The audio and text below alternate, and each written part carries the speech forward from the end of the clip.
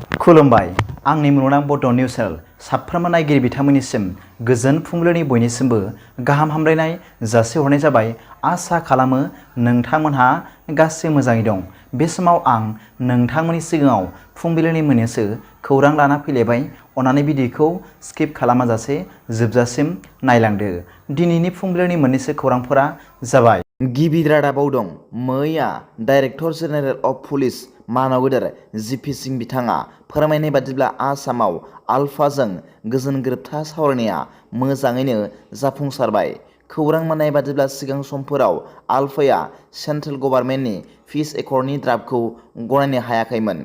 मिथिनो मोननाय बादिब्ला आलफानि गाहाय नेहाथारि मानाव गेदेर अनुप सेठिया फोरमायनाय बादिब्ला आलफानि गाहाय थांखिया आसामाव आयेन बेरेखा सुबुंफोर हाबफैनायखौ होबथानाय आरो आसामनि गुदि थागिरि सुबुंफोरखौ रैखाथि होनाय आरो संबिजिरारि गोहो मोनफुंहोनाय होनना फोरमायदों। नाथाय गुबुन फारसेथिं मानाव गेदेर फारिस बरुवाजों दैदेनजानाय आलफा आइनि फेक्सना आसाम सरकारजों सावरायनो राजि जायाखै आरो बेनिखायनो आसामनि गिबि मन्थ्रि मानाव गेदेर डक्टर हिमेन्त बिश्व शर्मा बिथाङा आलफा आइखौ सावरायनो थाखाय खावलायगासिनो दं होनना मिथिनो मोन्दों। नैथि रादाबाव दं गोदानै बानायनाय सार्दांजालि फ्लाइअभाराव गिबि जाब्रबथाय जादों। जाथायनि सोमोन्दै मिथिनो मोननाय बादिब्ला सानमारिनिफ्राय फैनाय गारिया गोदानै बानायनाय फ्लाइअभाराव जाब्रबथाय जाफैदों आरो बे जाथायाव सासे हमगारा गोब्राबै जखम जादों आरो हस्पिटालाव लाना थांनो गोनां जादों। मिथिनो मोननाय बादिब्ला बे जाब्रबथाय खालामनाय गारिनि ड्राइभारा जौ फेनायमोन होनना मिथिनो मोननाय जादों।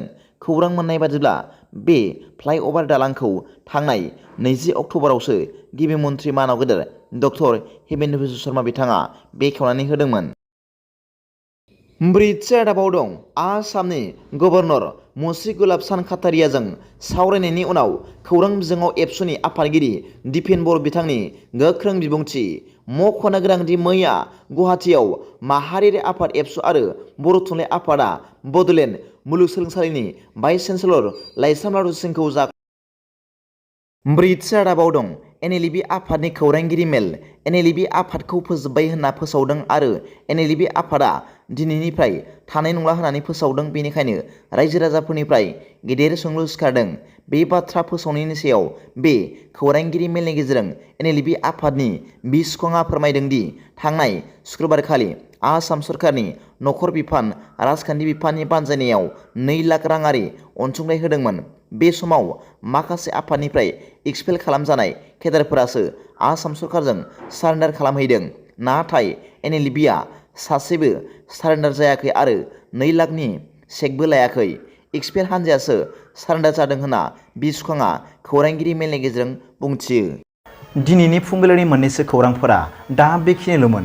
भिडिअखौ मोजां मोनदोंब्ला आंनि बे मुलुगनां बड' निउस चेनेलखौ अन्नानै साबस्क्राइब खालाम आरो बेल आइकनआवबो थुनानै ला जाहाथे आं गोदान निउस आपडेट लानानै फैब्ला नोंथांनियाव सिगांग्रो नटिफिकेसन सौहैयो। दा बेलासिनि रादाबाव नोंथांमोनखौ आंनि बे चेनेलाव गासैखौबो बरायहरनाय जाबाय। गोजोन्थों। एसेनोसै। जै बर' हारिनि जै।